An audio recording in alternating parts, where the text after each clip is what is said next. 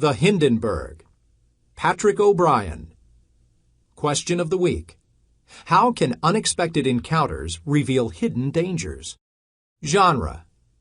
Expository texts explain what certain things are and how and why they came to be. As you read, notice how the author explains the origins of the Hindenburg and its disastrous end.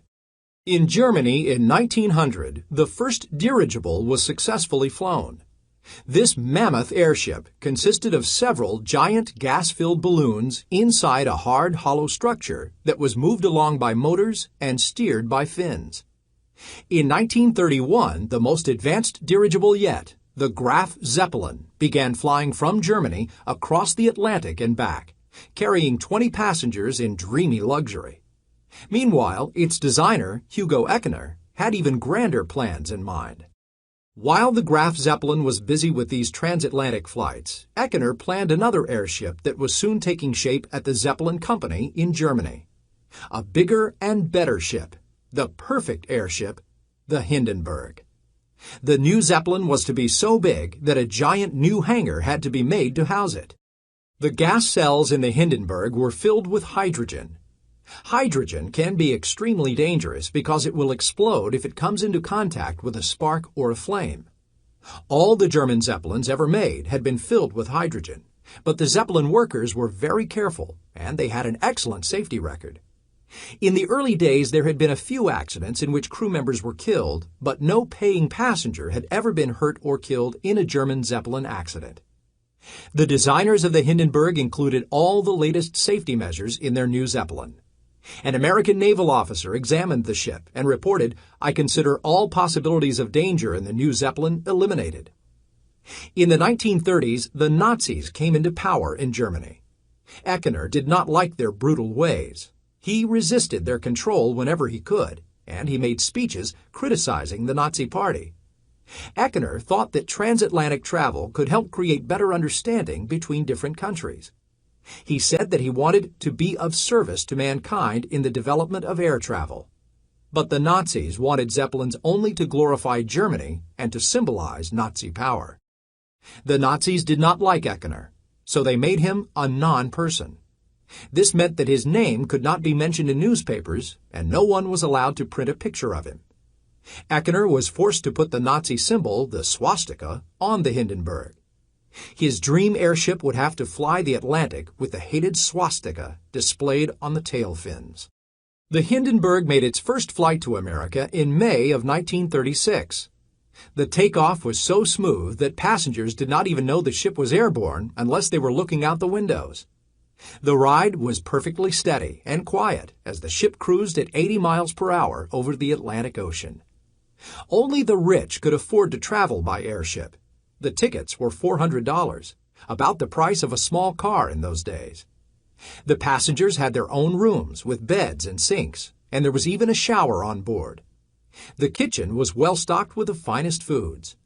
On Atlantic crossings, the chefs used 440 pounds of meat and poultry, 800 eggs, and 220 pounds of butter. When the airship arrived in America, cruising low over New York City, thousands of people filled the rooftops, windowsills, and streets, cheering wildly as the huge Zeppelin floated overhead. Eckener later tried to explain the strange appeal of his giant soaring ships. A Zeppelin, he said, was like a fabulous silvery fish floating quietly in the ocean of air. It seemed to be coming from another world and to be returning there like a dream. The Hindenburg made 9 more round-trip flights to the United States in 1936. The landing spot was in Lakehurst, New Jersey, about an hour south of New York City. During the winter of that year, the Hindenburg made 7 trips down to Rio de Janeiro. The first flying season was a huge success, and 18 trips to the United States were scheduled for the next year. At the same time, the Zeppelin Company's other ship, the Graf Zeppelin, was still keeping a schedule of regular flights from Germany to Rio de Janeiro. Because of the success of the Hindenburg, Hugo Eckener was able to make an agreement with an American company. The Americans would build 2 big airships, and the Zeppelin Company in Germany would build 2 more. There would be 4 new airships flying the Atlantic. Eckener's dream of regular transatlantic travel was beginning to come true. On May 3, 1937, 61 crew members and 36 passengers boarded the Hindenburg for the flight to America. 14-year-old Werner Franz was thrilled to be a cabin boy on the famous airship. He was the youngest member of the crew. Two of the passengers were even younger, Werner and Wallace Donor, ages 6 and 8. Somewhere over the Atlantic, a steward politely took away Werner's toy truck. It made sparks when it rolled. In an airship filled with explosive hydrogen, sparks could mean disaster. The Hindenburg cruised low over the icebergs of the North Atlantic, close to the spot where the Titanic had gone down 25 years before. At 4 o'clock on the afternoon of May 6th, the Hindenburg arrived over the landing field in Lakehurst, New Jersey.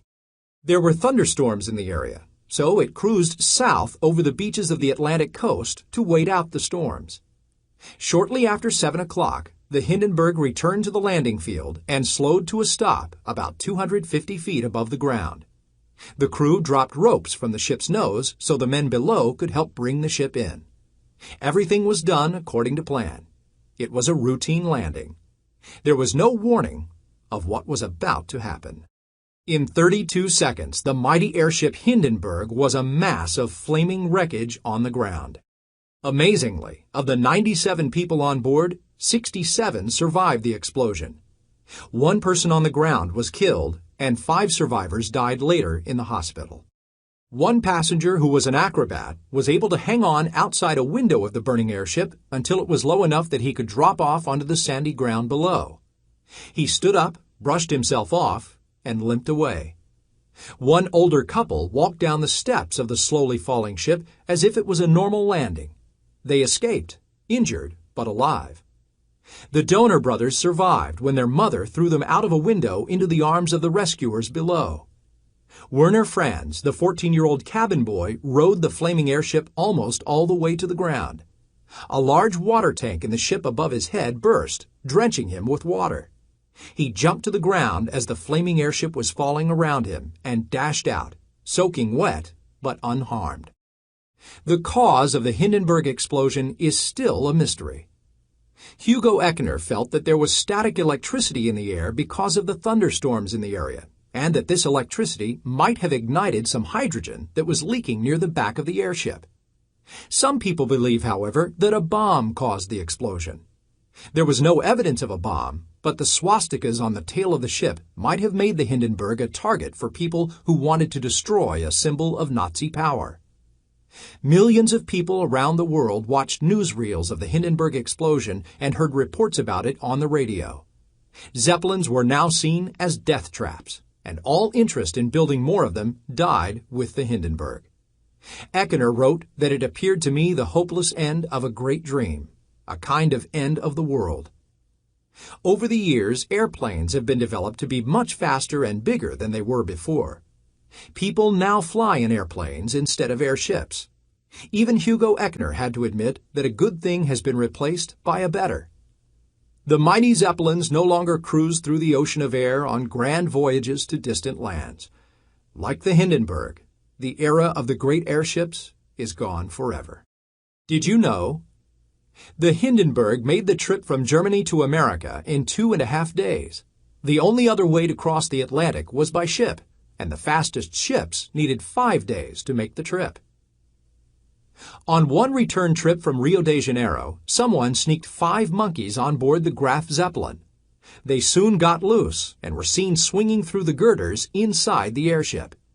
Pets were shipped on the Hindenburg: dogs, birds, fish, and even a deer. The Hindenburg was the biggest thing that ever flew. The Hindenburg was named for a former president of Germany, Paul von Hindenburg. The tower on the top of the Empire State Building was built as a mooring mast. It was never used. Airships docked at mooring masts.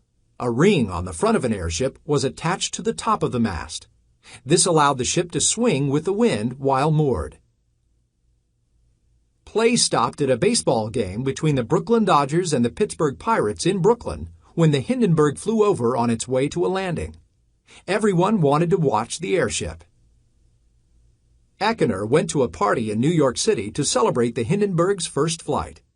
In the middle of the table was a mound of ice cream in the shape of a zeppelin.